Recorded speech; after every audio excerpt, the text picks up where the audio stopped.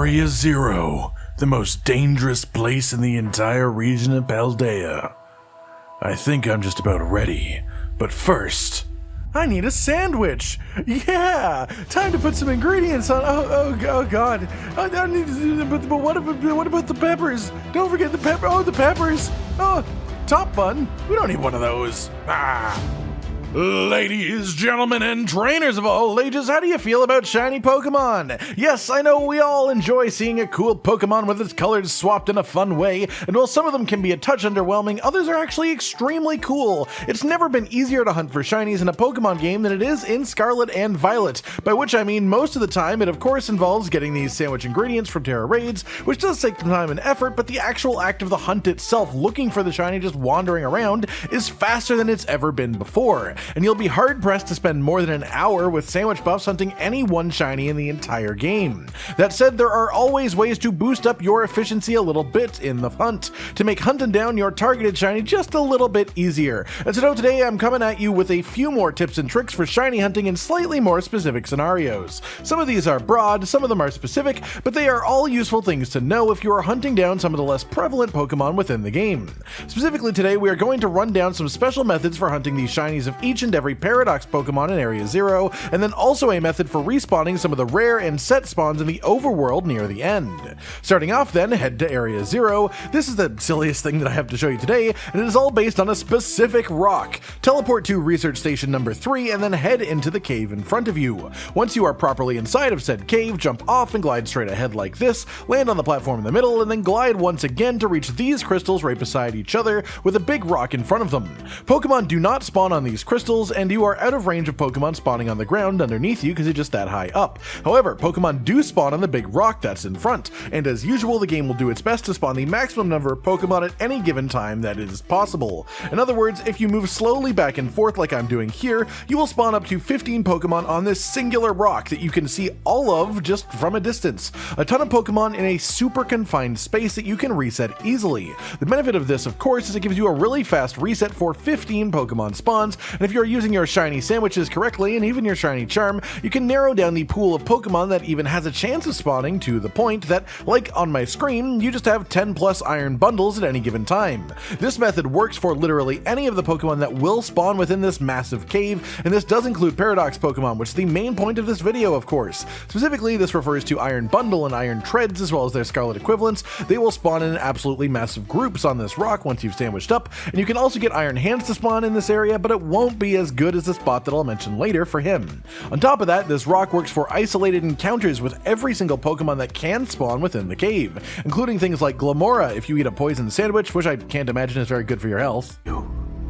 Poisoned me. But also things like Dunsparce, Dragapult, Garchomp, Espathra, literally just any Pokemon that would spawn in this cave normally can spawn in droves on this rock if you eat the right sandwich. The only real trick to this is actually to go slowly. Normally when you are shiny hunting, you just get on your bike and go at max speed back and forth up and down a path to spawn in as many as possible, as quickly as possible, but in a small space like this, going slowly is actually way more helpful. Pokemon will not spawn in if you are too close to the location that they would otherwise be spawning to avoid accidental battling, and once you're in the middle of the rock, no new Pokemon will spawn on top of it. If you get on the rock too fast, only 5 or so Pokemon will spawn. However, if you go really slowly as you approach the rock, jump over, and then continue to go slowly as you reach the middle, you can easily get more than 10 each time you reset this. Obviously, you can go full speed when moving away from the rock to despawn them, and if you do this right, it is way faster than just going in on full speed when you're spawning as well. As I mentioned, this is the best way of getting the shiny version of either Iron Bundle or Iron Treads in their Scarlet equivalents,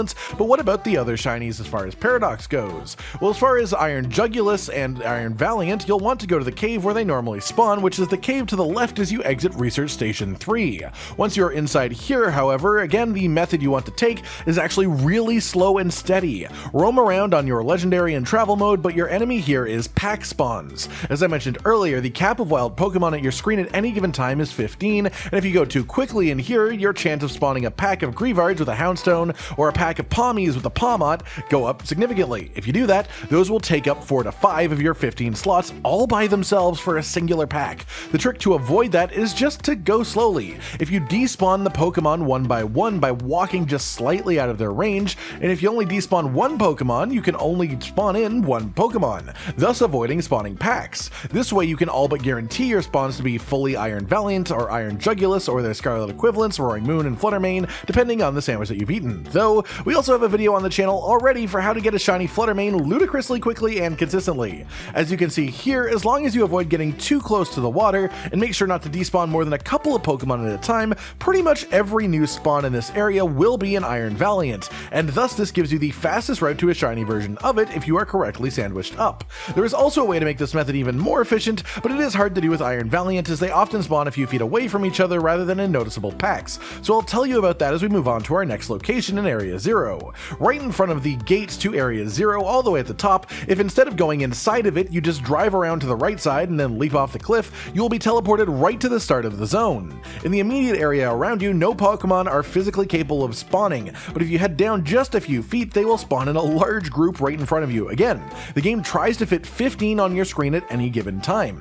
When a Pokemon despawns, it takes about 2.5 seconds for a new one to spawn in, to avoid them coming in all in a massive bunch and just looking too weird. So here what we have to do is take advantage of the slow movement to respawn them by just taking out one at a time from the spawn pool to avoid pack spawns. And then we can also use the Let's Go mode and set your Pokemon to be auto-battling the ones in front of you, the ones in big groups, where it will despawn one of them every 2.5 seconds or so.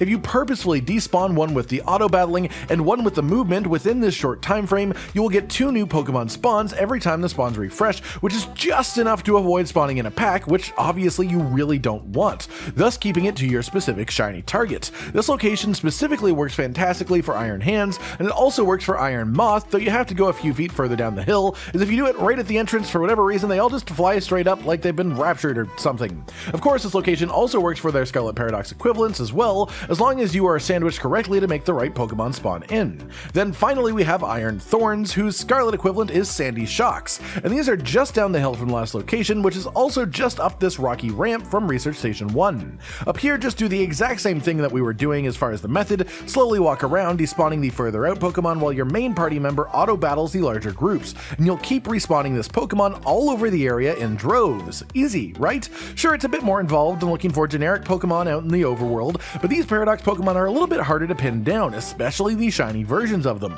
and so these methods will help you out if you want to have them for yourself.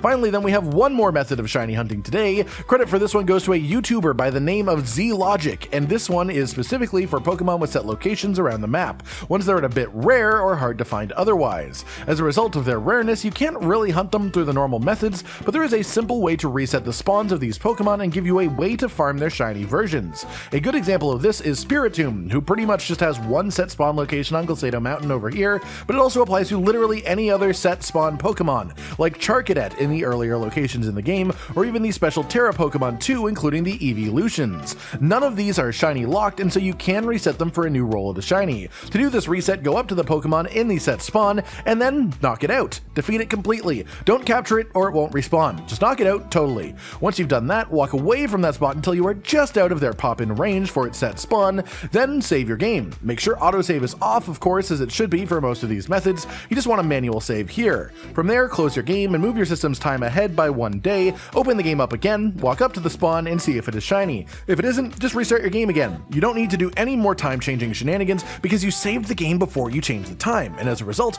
your game thinks it's a new day, a different day every single time you open it, and it will spawn a different version of that Pokemon every time. And so while this isn't necessarily quick by any means, you can use this to give yourself extra shiny spawn chances at set spawn Pokemon, ones that are rarer to do through any other method. 2 more things worth noting about this: you can make sandwiches in between attempts to give yourself approximately 4 times the chance of a shiny spawn, but it is almost definitely slower than just closing and opening the game 4 times, so realistically this does not help your chances at all, as sandwich buffs disappear after reloading the game, even if you ate the sandwich before you press the save button.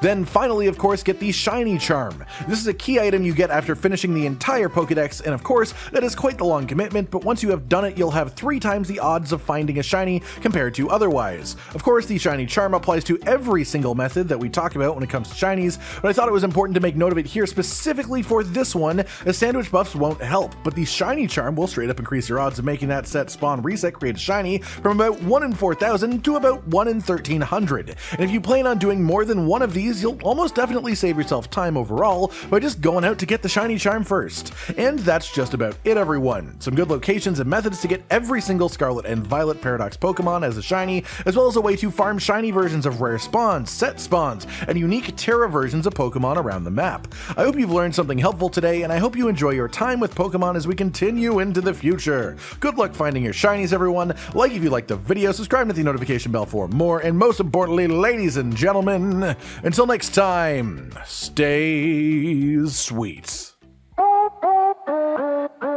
Josh, Cotton, and Hollow with the videos, dropping the humor like a hammer on your tippy toes, bringing entertainment on a daily arrangement to take our insanity and turn it into entertainment. Yes, I said entertainment twice, to reiterate that it is nice to look into your faces on a mostly daily basis when you let us in your homes to make the whole world our stage. Goodbye.